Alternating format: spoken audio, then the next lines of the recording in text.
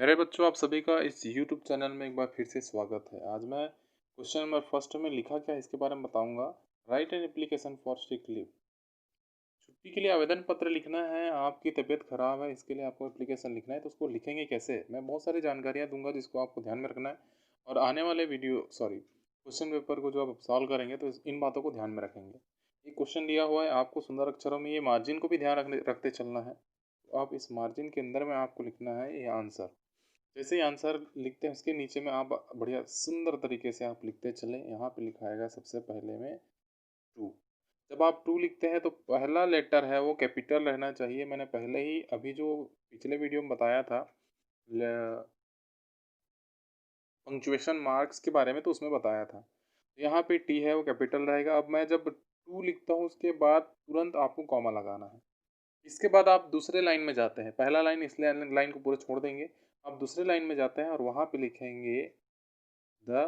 उसके बाद यदि आप मिडिल के हैं तो हेड मास्टर लिखना पड़ेगा। यदि आप हाई स्कूल और हायर सेकेंडरी के हैं तो आपको प्रिंसिपल लिखना पड़ेगा। तो फिलहाल मैं आपके लिए यहाँ पे हेड मास्टर लिख देता हूँ। हेड मास्टर का जो आपका हेड है वो कैपिटल लेटर में रहेगा। और ये लाइन जैसे ही आप कंप्लीट करते हैं तो उसमें भी आपको कॉमा लगाना है। द है वो लाइन कंप्लीट नए लाइन होने की वजह से यहाँ पे पहला लेटर है वो कैपिटल यहाँ पे कंप्लीट किया लिखा हुआ है, इसलिए छोटी छोटी बातों को ध्यान में रखेंगे। द का टी और हेडमास्टर का एच है ये कैपिटल रहेंगे। टू का टी ये भी कैपिटल रहेगा। इसके बाद इसके नीचे वाले स्टेप में आता हूँ तो नीचे लाइन में आपको लिखना पड़ेगा आपके स्कूल का नाम। जैसे मैं अपने स्कूल का नाम लिखता हूँ तो उसे शॉर्ट में लिख रहा हूँ, तो आपको शॉर्ट में लिखे हैं इसका मतलब ये नहीं कि स्मॉल लेटर में लिखे। आपके स्कूल का नाम है वो कैपिटल में रहे, ध्यान रखेंगे।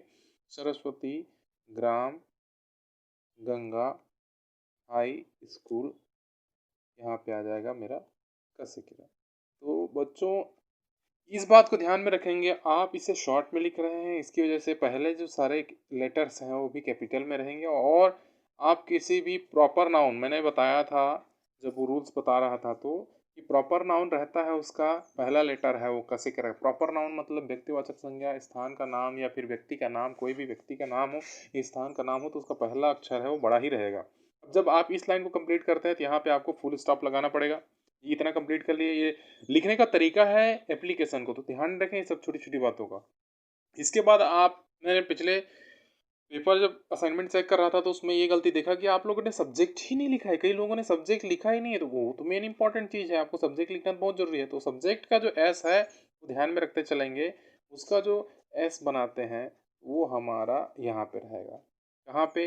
ये जो टी बनाए हो आप, टू लिखे हो, उसके साथ में मिलता हुआ ये सब्जेक्ट का एस रहेगा। और सब्जेक्ट लिखने के बाद ऐसे आप डेस डाल दें। सब्जेक्ट पूरा लिखने की आवश्यकता नहीं, लिख लेते तो कोई बात नहीं, आप शॉर्ट लिख सकते हैं। उसके बाद डॉट लगाना अनिवार्य है, जरूरी है। इतना करने के बाद आप लिखते हैं एन। एन का ए ही बस कैपिटल रहेगा, बाकी कोई स्मॉल लिखना है। आप बार बार बच्चे लोग यही पे गलती करते हैं कि एन के बाद एप्लीकेशन लिखते हैं वो भी छोटा कर देते, बड़ा कर देते हैं। तो एप्लीकेशन को लिखने के ध्यान रखें, एन ही बस बड़ा रहेगा, ए है वो, बाकी का इस स्मॉल रहेगा। एप्लीकेशन, एन एप्लीकेशन, उसके बाद फॉर। और आगे अगर यहाँ पे लाइन आप कंप्लीट हो जाता है और आप नहीं लिख पाते हैं तो आपको नीचे लिखेंगे। और नीचे यहाँ से नहीं करना है, आपको यहाँ पर करना है, केवल इसी में यहाँ पे करना है। समझ रहे हैं? इन application for sorry sick leave. आप ये कंप्लीट कर लिए, सब्जेक्ट है। ये पैटर्न को बिल्कुल ध्यान में रखते हुए चलेंगे। और उसके बाद आपका नेक्स्ट लाइन में आता है, नेक्स्ट लाइन में आपका आ जाता है यहाँ पे सर। तो एस कैपिटल रहेगा, बार बार ध्यान रखना है। ये कैपिटल कहाँ पे बना रहा हूँ, कहाँ पे स्मॉल बना रहा हूँ। वो एस भी किसके साथ मिल रहा है, वो पूरे टू का टी, सब्जेक्ट का एस और सर का एस, ये तीनों चीज़ें एक साथ एक लाइन में रहेंगी। इसके बाद आपको लगाना पड़ेगा कॉमा। ये कंप्लीट करने के बाद बच्चों आगे लिखते हैं हम लोग रेस्पेक्टफुली। जो भी लिखना चाहे आप लिख सकते हैं। यहाँ पे सनम्र निवेदन है कि ये जो कंप्लीट करते हैं वो सामने में दिखेगा। यहाँ पे मैं लिखता हूँ respectfully I beg to say that. देखिए इतना तो हर एक एप्लीकेशन में लिखना रहता है। यहाँ पे दो नियम बताने वाला था कि आई है वो हमेशा कैपिटल में लिखाएगा, ये भी नियम मैंने पंक्चुएशन मार्क में बताया है। आई हमेशा कैपिटल में लिखाएगा।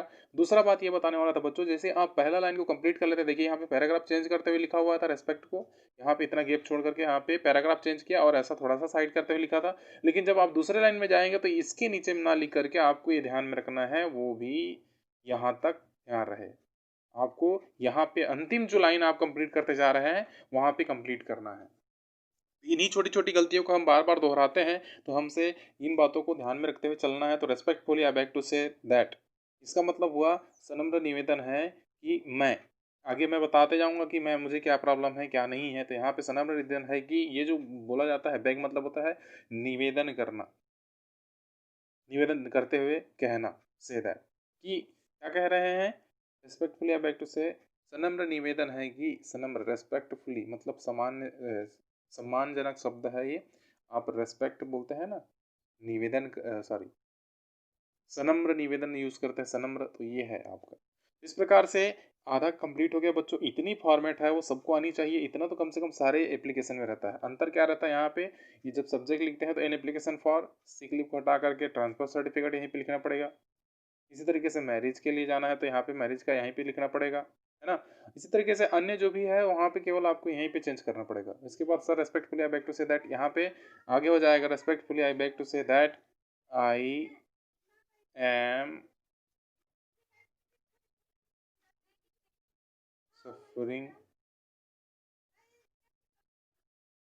suffering from fever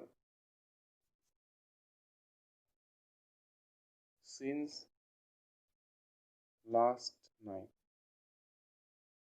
देखिए बच्चों इसमें क्या बताया मैं, आई एम सफरिंग, सफरिंग का स्पेलिंग हमेशा बार बार बच्चों से गलती होती है, तो इसको सुधारें, ये सफरिंग का स्पेलिंग को ध्यान में रखेंगे।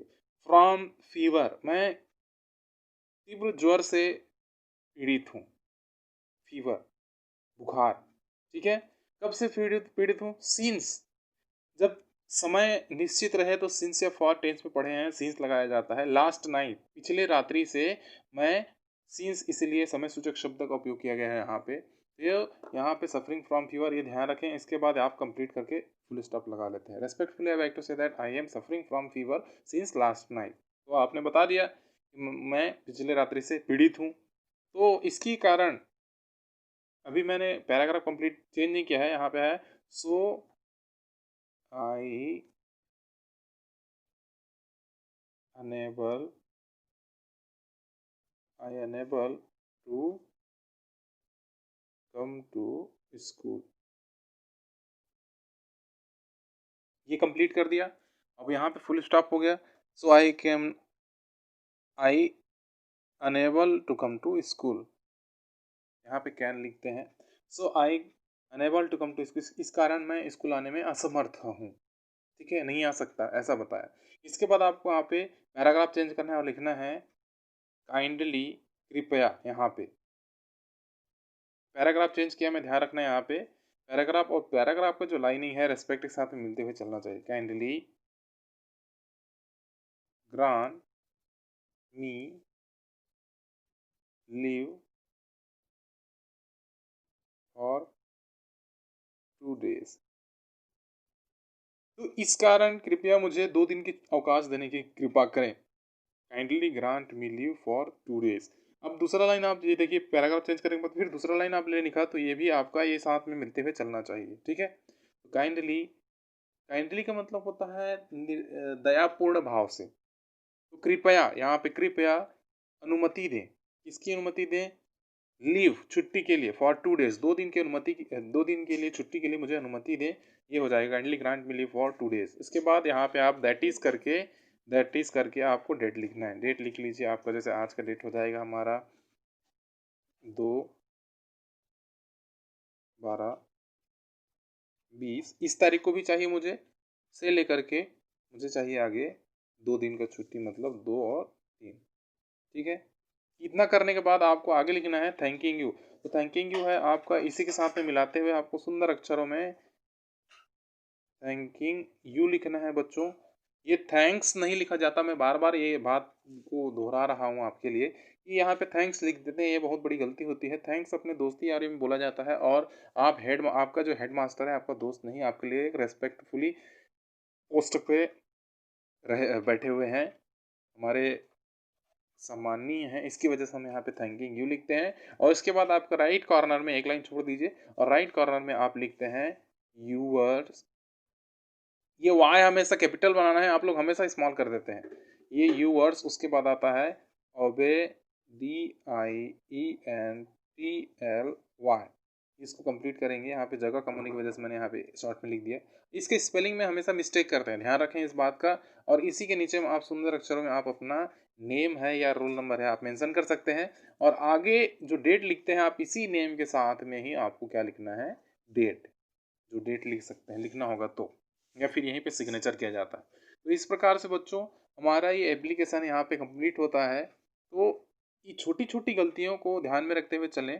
कैसा लगा कमेंट करके मुझे बताएँ और अच्छा लगता है तो लाइक करें, शेयर करें अपने दोस्तों को। अभी तक आपने चैनल को सब्सक्राइब नहीं किया है तो प्लीज़ चैनल को सब्सक्राइब करें। पूरा देखने के लिए थैंक यू वेरी मच।